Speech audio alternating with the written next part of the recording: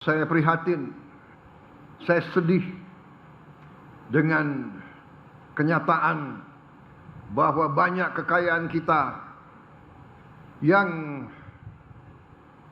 tidak pandai kita kelola, sehingga banyak kekayaan kita yang bocor. Saya tidak dapat menerima di akal sehat saya dan di hati saya bagaimana negara yang begini makmur, bagaimana negara yang berjuang ratusan tahun untuk merdeka, tetapi kekayaannya kurang dinikmati oleh sebagian besar rakyat Indonesia. Saudara-saudara sekalian, kita mengerti dan faham bahwa bangsa kita negara yang kaya. Setelah saya dipilih dan diangkat menjadi presiden, setelah saya mengambil alih pemerintahan, saya lebih faham, lebih mengerti atas kekayaan-kekayaan kita. Tapi saya harus katakan, saya prihatin, saya sedih dengan kenyataan bahwa banyak kekayaan kita yang tidak pandai kita kelola, sehingga banyak kekayaan kita yang bocor. Dari dulu saya mengerti hal ini, tapi saya tidak mengerti seberapa banyak kebocoran itu. Dari tahun ke tahun sebelum saya menjadi presiden, saya berjuang sebagai ketua umum HKTI, berjuang sebagai ketua umum sebuah partai. Kenapa? Karena saya melihat ada kejanggalan di bangsa kita. Saya melihat sudah berapa puluh tahun negara yang begini kaya, rakyatnya masih banyak yang miskin. Saya tidak dapat menerima di akal sehat saya dan di hati saya bagaimana negara yang begini makmur, bagaimana negara yang berjuang ratusan tahun untuk merdeka, tetapi kekayaannya kurang dinikmati oleh sebagian besar rakyat Indonesia. Terutama yang tidak masuk di akal saya, bagaimana bisa negara yang begini besar, negara yang diberi karunia oleh Yang Maha Kuasa, bumi yang luas, bumi yang kaya, tanah yang subur, tetapi kita tergantung bangsa lain untuk pangan kita. Kita import pangan. Tidak masuk di hati saya, tidak masuk di akal saya.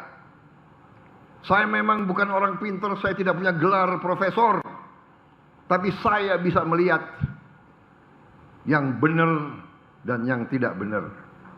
Saya bisa melihat yang masuk akal, yang tidak masuk akal. Saya bisa merasakan keadilan dan tidak adanya keadilan. Karena itu saya berjuang terus.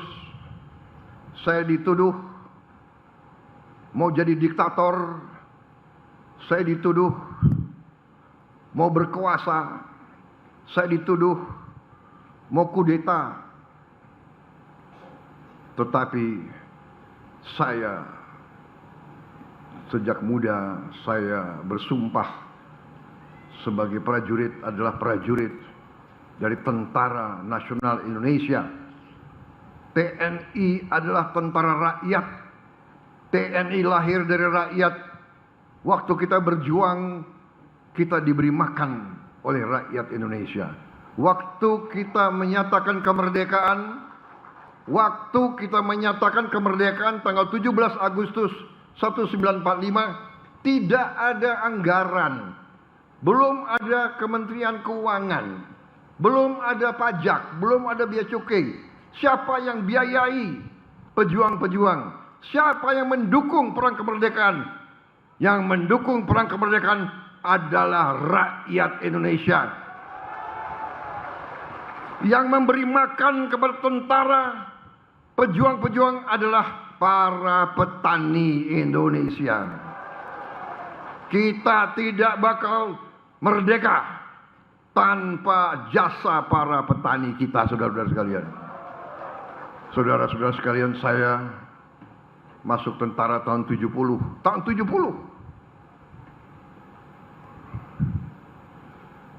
Tahun 70. Tetapi saya merasakan setiap saya latihan di desa-desa Jawa Tengah, Jawa Barat, rakyat keluar dari rumah-rumah yang sederhana, rumah-rumah gedek yang lantainya masih tanah. Mereka keluar dari rumah, mereka memberi minuman teh, mereka memberi pisang, mereka memberi singkong kepada kami, saudara-saudara sekalian. Padahal untuk masak itu dia harus ambil kayu yang cukup jauh.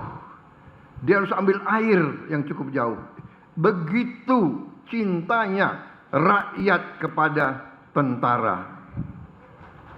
Begitu sadarnya para petani terhadap negara bangsa Indonesia.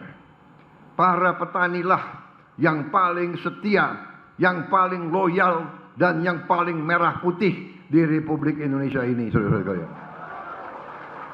Dan saya tidak habis pikir, puluhan tahun para petani kita, para nelayan kita kurang dihormati, kurang dibela, kurang dilindungi.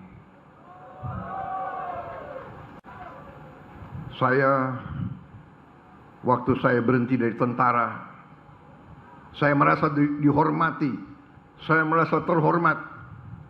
Tokoh-tokoh HKTI, tokoh-tokoh KTNA minta saya, mantan Panglima Kostrat, untuk menjadi Ketua Umum HKTI. Stay updated, info terkini masih banyak.